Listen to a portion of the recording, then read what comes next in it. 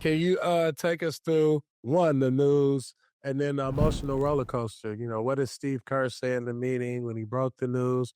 And then I do want to talk about Andrew Wiggins. Shout out to Wig and the impact, he had on you as a teammate, both on and off the court, because I know you both were extremely close. Absolutely. Man, getting the news, man, like we got Jimmy Butler. Like, this is no small Mhm. feat. Like, this is no small deal. Like, it's Jimmy Butler. Like, people get caught up in all the stuff that was going on in Miami. And, as I had said last podcast, remember I had said, like, I just don't want Jimmy to end up in the spot where they use that against him. You know what I'm saying? They start Yep. saying, like, yo, he's the problem. Because Yeah. the reason I said that is because it's a guy that I respect as a winner. I've been victim of people trying to take a winner and tear him down through all these false narratives. And so I've been a victim of that. And that's why I said what I said. And as you see, coming out of it, you're seeing exactly who the Jimmy Butler that I know, like that I knew. And so finding out that information, you're like, man, a part of you is obviously excited, like, man, we got a chance now. Yeah. It's switch, like the flip, switch flips fast. We got a chance now. And then you set into reality like, man, all right, so who gone? Wiggs, Dennis, Kyle, and Lindy. And you're like, dang. Because regardless of how this year has gone, have been going, like the vibe of that the team was still great. Yeah. You know what I'm Yeah. saying? Like you enjoy being around them every day. You start building with them. Mhm. And Wiggs obviously has been 6 years, where we've been playing together and watching his growth, from coming to a place and everybody saying like, yo, this dude's a bust. He never going to be it, to earning the name Two-Way Wiggs and helping lead us to a championship. Another NBA Right. Finals, collecting his first NBA Finals. Like, NBA ring, like that's, to go through that with someone, like there's an obvious relationship. Now I rock with Wiggs on a different level. You know what I'm saying? Like, is in Toronto every summer, kicking with him. Like been through some real stuff with Wiggs. Living a couple years and him dealing with his father being sick and being away from the team and keeping that low. You know what I'm saying? But Yeah. him, you know what I'm saying? Like, Yeah. been through some real stuff. Brother to brother type shit. He's had 2 kids since I met him. Like Yeah. he's become a brother. And to see him go, it sucked. It's like, man, I tried to make a joke, just like, bro, you going to Miami, it ain't that bad of a place. Like, Good, you're right. gonna save some money in taxes, like send me some bread. Like, but just like, just not knowing what to say.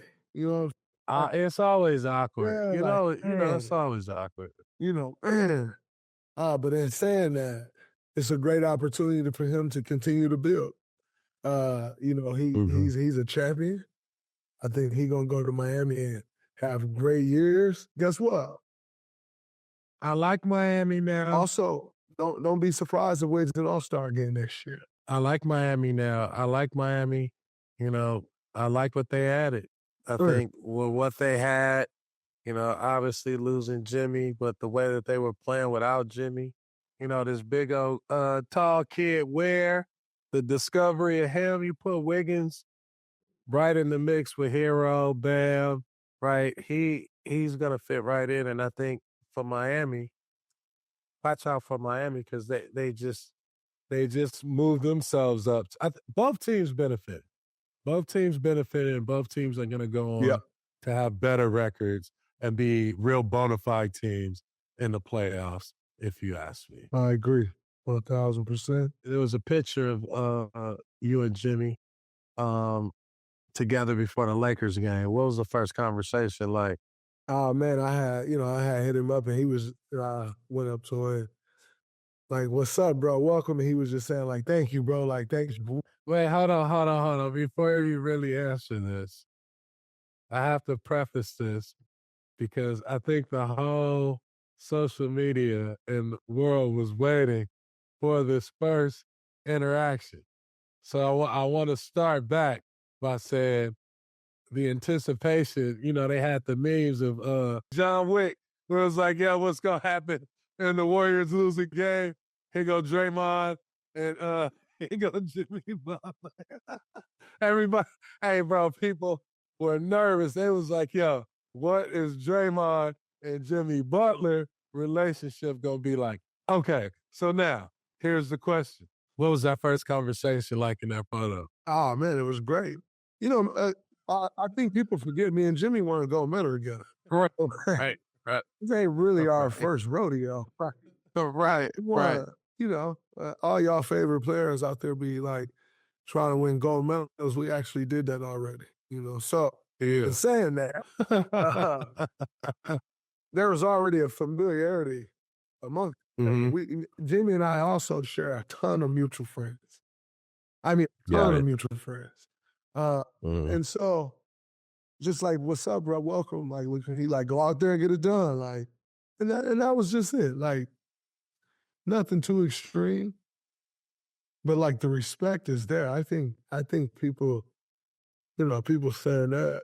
Like they were asking me, like, "Yo, when's the first time you and Jimmy like gonna have games in Twitter in practice?" Like, I don't. The only chance we get in Twitter practice is if we're going back and forth on like talking shit.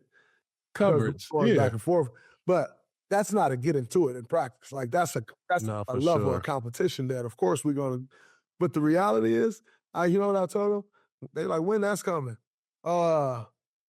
Next October in training camp. This is the NBA. You don't practice like that. Like Yeah. 50 games in. Like, that's October. That's You get some work, some lifting, running right. through some plays, walk through.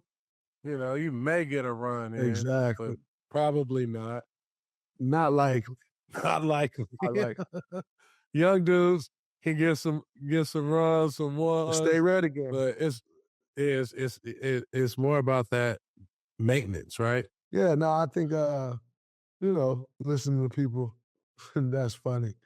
But when you want to win the way we want to win, like that's all we all want to do. Right. That's When it. that's the main goal, like nothing else matters. Yeah. Talk about the defensive IQ, the communication. Y'all already out there talking. What are y'all talking about? We're talking through coverages because we're learning like Jimmy's a great defender, right? Although you're a great defender, just like Steph Curry's a great shooter, you have a preference of a shot, right? Like you have a preference of a guy that, yeah, I'm a great defender, but I'm stronger in guarding these types of guys. Not that I can't guard everyone I can, but I'm really strong in guarding these type of guys. Maybe a little weaker in doing this. Again, just like a great offensive player. And so I'm also trying to figure out Jimmy's weaknesses on defense. And I know he's trying to figure out my weaknesses so that then I can cover for his weakness. And he can cover for my weakness. Like that is a great partnership. And we are both guys who cover for people. So I think what we're both doing is trying to figure out where each other are weak so that we can cover for each other in that aspect. Of just talking through different things, coverages, and stuff that he see and how he like to go about it. Like you talked about all the little nuanced stuff that Jimmy do on defense. He's telling me, yo, if you make this guy do this, I'm going to come and do that, right? And he's telling me how to put my guy in a bad position and make him vulnerable to Jimmy, which is very interesting, man. And I'm loving those that's like high level stuff, man. So to have someone on my team that I can have those types of conversations with, That you can run stunts. crazy. It's on the fly. It's in real time. So the adjustments, it's not just a mano a mano thing, or you not saying like, damn, like what am I missing? Somebody is telling you like, yo, send them this way. I got you. Do this. I got you. To have that communication is, they call it defense on being on the string, right? Everything on the string on kind of one accord. Like I love that. Melly used to tell us on defense to hide everybody's weaknesses. So you would never be caught on the island. You would never be posted up without somebody there to help. right? Because you never wanted to expose your teammates' weakness. If you can mask that and cover that, then it'll be hard for the offense to figure out who to attack and how to attack. 1000%.